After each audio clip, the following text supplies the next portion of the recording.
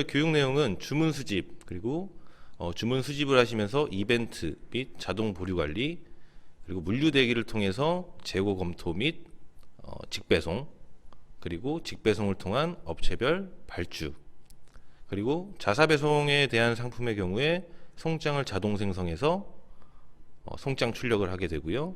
요 가운데에 송장을 조금 더 효과적으로 뽑기 위해서 차수 관리를 활용할 예정입니다. 그리고 출고 검수를 통해서 마지막 사이트에 송장 전송을 하게 됩니다. 이벤트부터 적용시켜 보도록 하겠습니다. 이벤트는 기초관리에 이벤트 버전 2라는 기능이 있고요.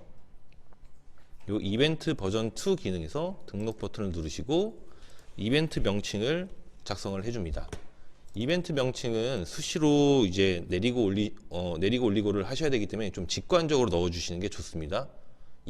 첫 번째 날짜, 두 번째 사이트, 세 번째 처리하실 단위, 처리 단위, 네 번째 어떤 상품들이 구성이 되어 있는지,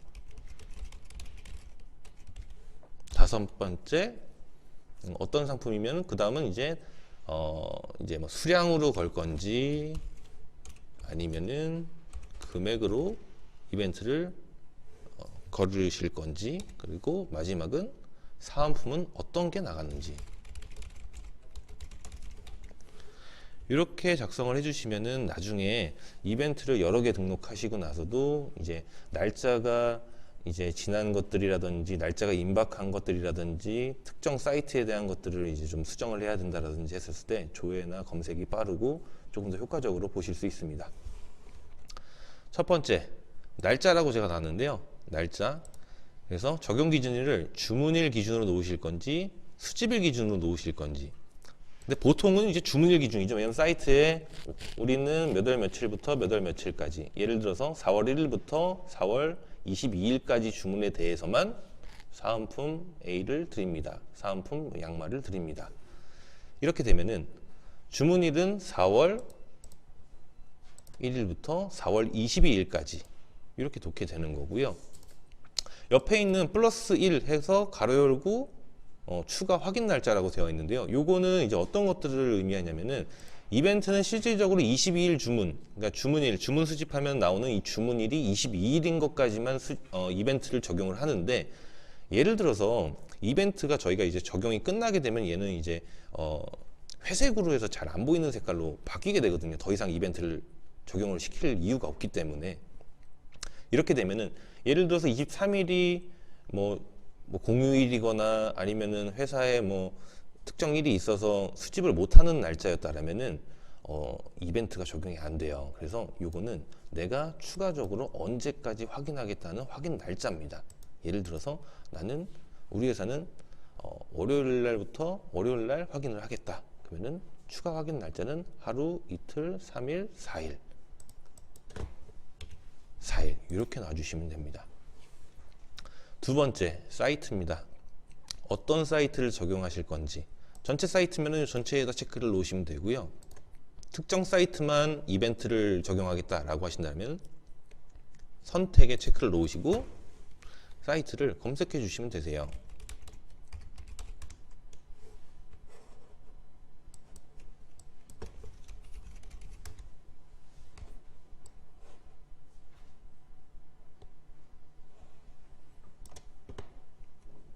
네, 어떤 사이트에 요 사이트와 뭐 예를 들어서 나는 11번가, 그러면은 11번가에 이제 입점해 있는 아이디들이 나오시겠죠. 확인. 또 11번가의 두 번째 아이디,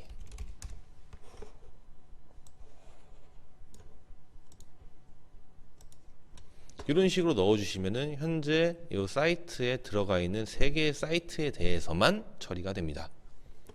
자, 오른쪽에 있는 적용 거래처는 요거는 저희가 이제 B2B 쪽을 타겟팅해서 만든 부분이기 때문에 오늘 교육 내용에서는 설명해서는 좀 빠지도록 하겠습니다. 네 번째 처리 단위입니다. 세 번째 처리 단위입니다. 처리 단위를 주문 단위로 하실지, 각 상품 단위로 하실지, 합산 상품 단위로 하실지 설명을 좀 드리면은, 일단 기본적으로 이벤트 관리는 주문 번호 기준이에요. 그래서 주의하셔야 될 점은, 옥션의 경우에는 주문을 고객이 한 페이지에서 A 상품과 B 상품을 같이 구매를 했었을 때 주문 번호가 각각 따지게 되고, 이 두 개의 주문 번호는 사이트에 들어가 보면은 장바구니 번호로 묶여 있게 됩니다. 그래서 실질적으로 옥션의 경우에는 저희는 이제 주문 번호 단위로 처리를 하기 때문에 이벤트 합포 조건이 성립이 되지 않습니다. 이 부분 꼭 명심하셔야 됩니다. 자, 그래서 주문 단위인지 각 상품 단위인지 합산 상품 단위인지, 주문 단위는 총 주문이 얼마 이상 얼마 이하일 때, 총 수량이 몇 개 이상 몇 개 이하일 때, 혹은 상품명에 어떤 텍스트가 들어갔을 때, 규격에 어떤 텍스트가 들어갔을 때, 또 우리가 똑같은 상품을 일반 마켓 상품 페이지에 파는 것도 있고, 이제 딜을 진행하시는 경우가 있으시죠. 뭐 오픈마켓의 경우에 특가 코드라든지. 그러면 특가 코드에는 적용시키고 싶지 않고 일반 코드에만 적용을 시키고 싶다 라면은 이 해당 마켓 코드를, 일반 마켓 코드를 넣으시고 추가를 해주시면은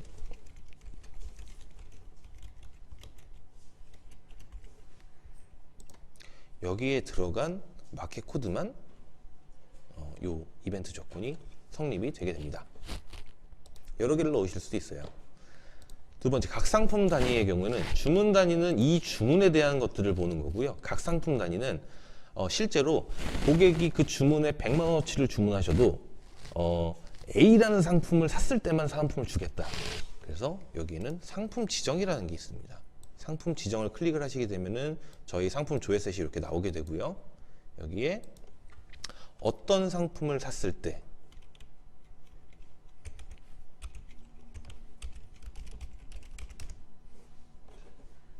어떤 상품을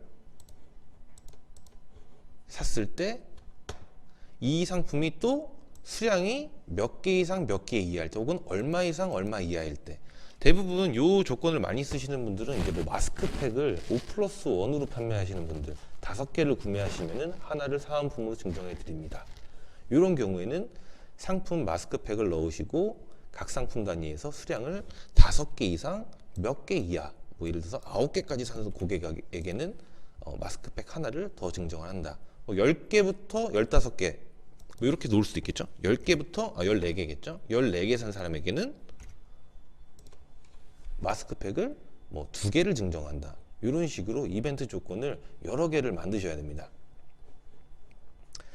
네, 그래서 어떤 이게 상품이 지금 4가지가 들어가 있지만 실제로는 이 상품이나 이 상품이나 이 상품이나 이 상품, AND 조건이 아니고 이제 OR 조건이라고 보시면 돼요. 얘 또는 얘 또는 얘 또는 얘를 샀을 때 어떤 사은품이, 사은품 양말이라는 상품이 몇 개, 2개가 될 수도 있고 3개가 될 수도 있고요. 그리고 곱하기 판매수는 이 상품이 팔린 개수 곱하기 판매수, 혹은 몇 개를 사든 그냥 우리는 하나만 주겠다. 이렇게 추가가 가능합니다. 네, 세 번째, 합산 상품 단위. 요거는 이제 A와 B를 만족했을 때, A와 C를 만족했을 때, A와 D를 만족했을 때 어떤 사은품을 주겠다.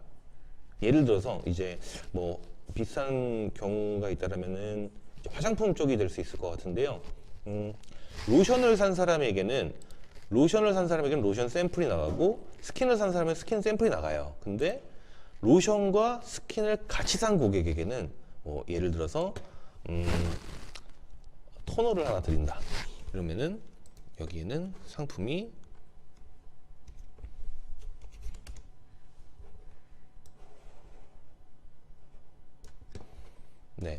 예를 들어서 수딩 로션을 사시면서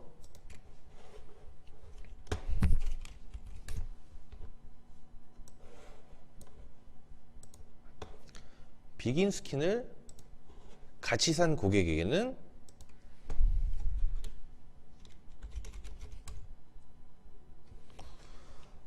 미네랄 파우더를 1개를 드립니다 라는 조건을 성립시킬 수 있겠죠.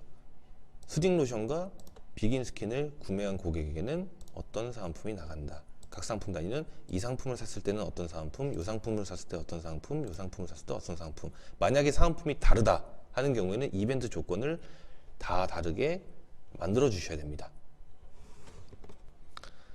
네, 저는 오늘 주문 들어온 지그재그 사이트에 대해서 총 금액이 5만 원을 넘은 5만 원이 넘는 고객에게 양말을 사은품으로 드려보겠습니다.